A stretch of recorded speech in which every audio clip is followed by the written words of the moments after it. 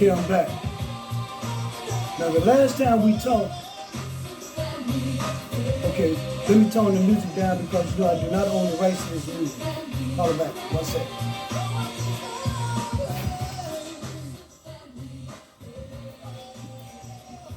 Okay. Now, this wood shop, this is Twisted Woodchuck. And you're into the Twisted Woodchuck's wood shop. Ansari Wood Products, Inc.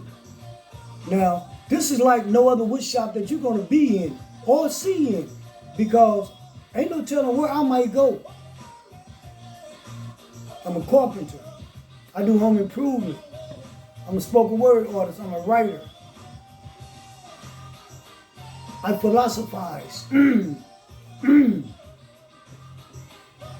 Okay, so anyway, the last time we talked, I was sharing with you all the blueprint that you all couldn't see of the masjid that I was doing for my brother, Mikhail Mbali Bey, and it was Masjid Miriam, right? Okay, now you can't see it. But anyway, I was talking about preparing to do the measurements, cut it all out, and everything else. And so, you know, I'm going to just say that, like, that part, my stuff is handcrafted. I got machines, I got a chop saw, I got a table saw, but I still got my my rubber hand sander that I used in prison.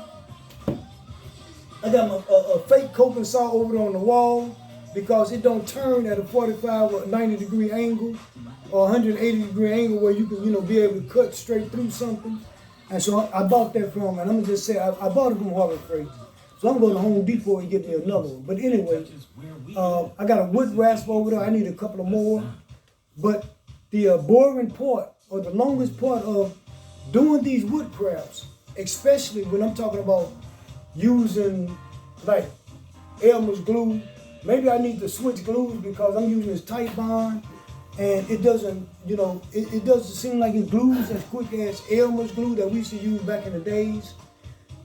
And so, but anyway, the most tedious part of it, after you take your measurements and you start cutting out certain parts or you know where you're going, then it's the process of you gluing things together and holding them together, you know, in preparation of you doing like your little touch up on the edges because I 45 everything. But you know, you have to glue everything together in order to go forward with your next step, which is, you know, like maybe start cutting your openings out. And so that's always the most tedious part, and it takes the longest because, again, this basement has a moisture atmosphere, you know, because when it rained real hard, we did get some water down here, but not enough to be talking to file fever. And so it has a moisture in the air, and it's taking a little while process for some of the stuff to dry.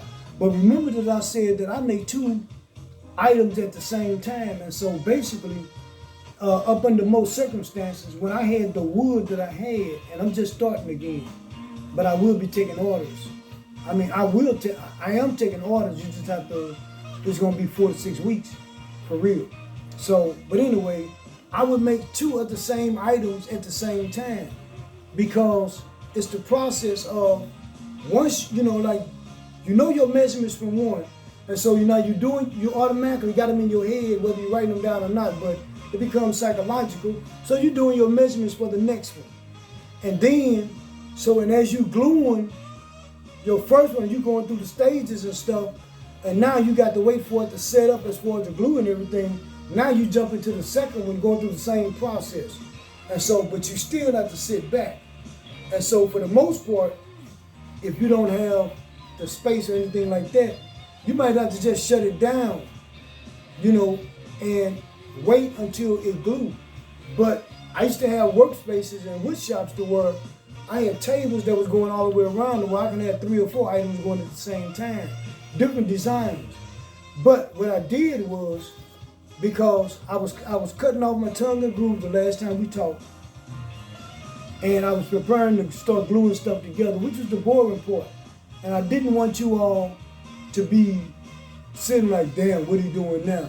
So here's what I did. Okay, in the meantime, stay twisted.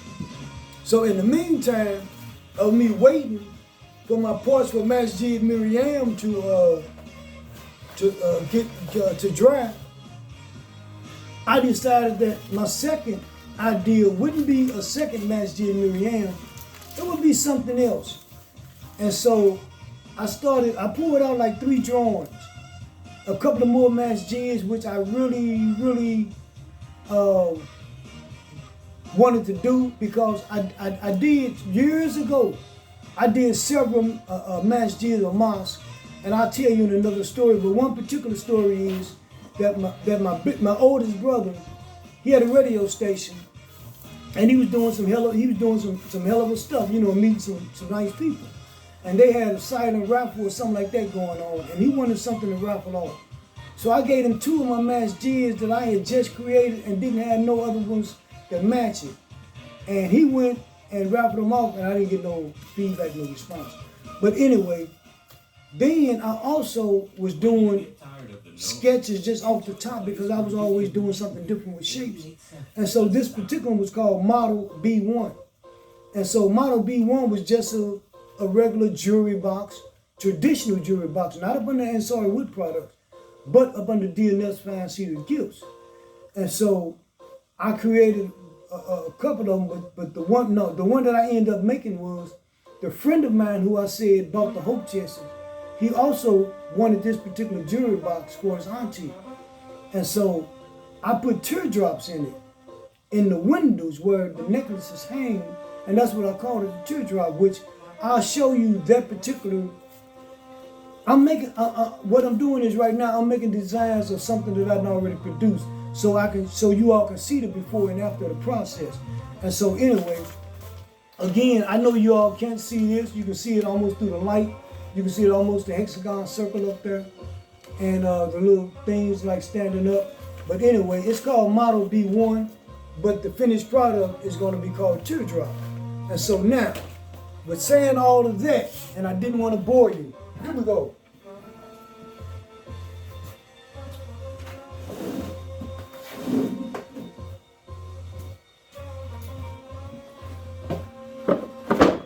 Now, see, this is what's up. Now I'm going to take it apart and show you all the last things I was showing you all when, hold up. Let me kind of get a little bit more, let me get a little better focus. Okay. Now, when I talked to you all last, all I was doing was cutting wood out and gluing it together, right? And so now here's what I did since then with Masjid Miriam. Here's my rough base, which I got to bevel all my edges and stuff, which I've already got a 3/8 inches or a ½ inch marked all the way around for my edges. Now,